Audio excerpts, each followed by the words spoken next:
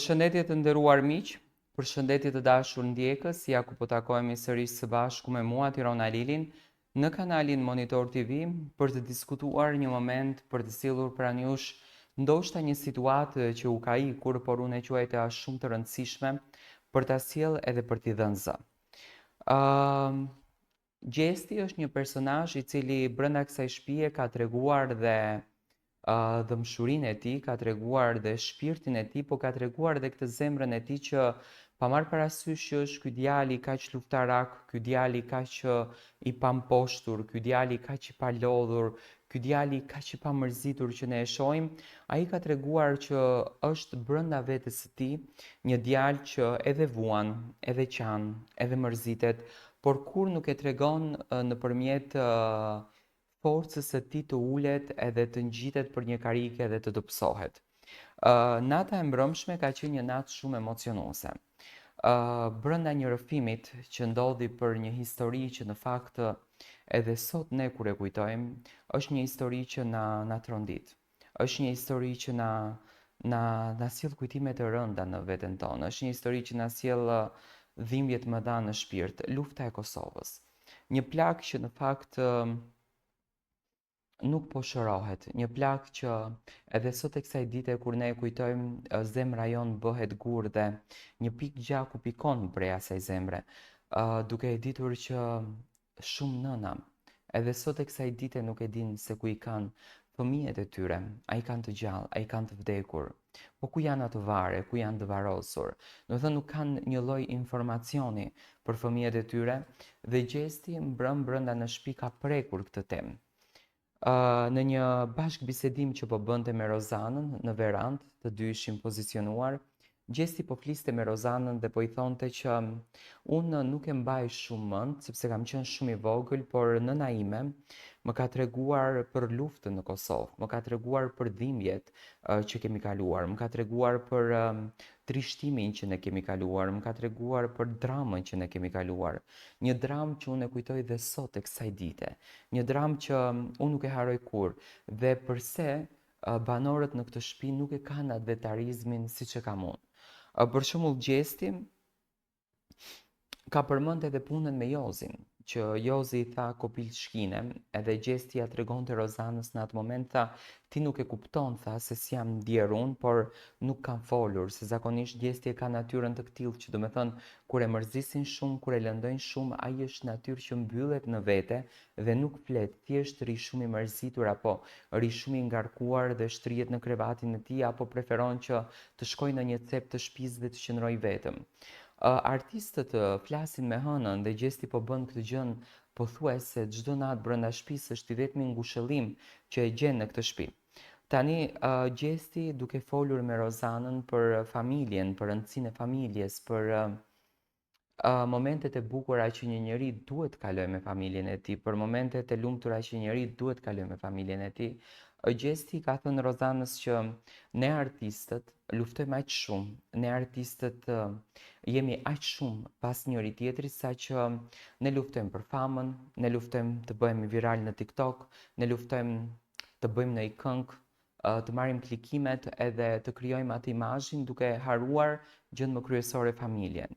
Kujtoj thonte nënën time e cila me lot më shpjegonte se çfarë kishin kaluar në luftën e Kosovës, sa fëmijë të vrarë, sa nëna të masakruara, sa burra të vrarë të masakruar, sa shtëpia të djegura, trishtime që vetëm zemra i di dhe fjalë që nuk munden të thuhen, domethënë gjëra që pamje të cilat nuk mund të interpretohen në asnjë mënyrë në jetën e njeriut, në botën e njeriut. Dhe kështu që e kisha tha me patjetër që ta ta mbyll në zemrën time atë vetarizmin dhe dashurinë e madhe për Kosovën time. Rozana po e dëgjonte me shumë emocion dhe gjesti thonte që unë gjithmonë jam rritur me faktin sepse familja Kelmendi ka pas fatin e keq si shumë familje shqiptare në Kosovë të përjetojnë këtë terrorin që ua kanë vrarë djemtë dhe nuk e dinë se ku i kanë. Ndërto dëshmor është edhe xhaxhi i Gjestit që nga informacionet që kemi ne nuk dihet akoma edhe ku e ka varin. Nata e kaluar në shtëpinë e Big Brother Albania ishte e mbushur me emocione shumë të forta. Ndërsa një nga banorët Gjesti ndau një rrëfim prekës që preku jo vetëm zemrat e banorëve aty të cilët qëndrojnë, por më së shumti të Rozanës, por edhe të gjithë shikuesve para ekranit.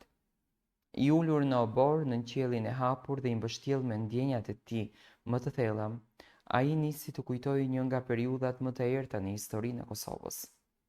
Luftën dhe vuajtjet që përjetoi populli shqiptar, edhe pse në ato vite ai ishte ende një fëmijë. Historia e asaj kohe është një plagë e hapur që nuk mund të harrohet lehtë.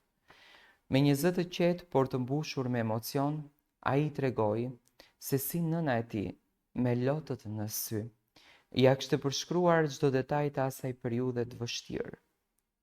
Për të, këto rrëfime nuk ishin thjesht një histori të së kaluarës, por një pjesë e identitetit të tij, një kujtim që e kishte shoqëruar në çdo hap të jetës. Unë jam rritur gjithmonë me dashurinë për atë dhe unë, me mallin për familjen dhe me dëshirën për një jetë më të mirë. Por këtu brenda nuk e shoh që të gjithë e ndjejnë vërtet këtë dhe dashuri. I tha i Rozanës duke shprehur një lloj zhgënjimi për mënyrën se si disa njerëz brenda shtëpisë e perceptojnë patriotizmin. Fjalët e tij u thanë me një sinqeritet të rrallë, duke sjellë një atmosferë reflektimi dhe duke prekur ndjeshmërinë e të gjithë atyre që e dëgjuan. Rozana, e cila kishte dëgjuar me vëmendje gjatë të gjithë kohës, nuk mundi të fshehë emocionet e saj. Në fund të rrëfimit, pa thënë asnjë fjalë, ajo u afrua dhe e përqafoi fort duke mbështetur në këto momente të ndjerë.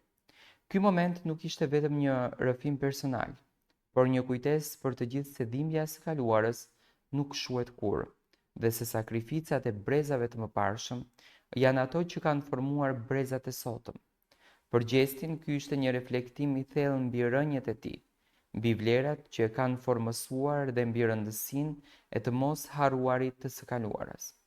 Një bisedë që nisi me kujtime personale u shndrua në një moment që preku të gjithë publikun, duke na kujtuar se historia dhe identiteti kombëtar janë pjesë e ADN-s son dhe se dashuria për vendin nuk shuhet kurrë pavarësisht sfidave që na sjell jeta. Në fakt, Rozana ka treguar që gjithmonë është për Gjestin aty dhe Gjesti ka treguar që gjithmonë është për Rozanën, domethënë kanë një afrimitet shumë të bukur, kanë një shoqëri shumë të mirë dhe kanë njeriun më të afërt mes njëri tjetrit. Do kisha dashur të marr mendimin tuaj si komentoni ju këto dhimbje që Gjesti shpesh i flet në Big Brother VIP Kosova, edhe në atë të Shqipërisë.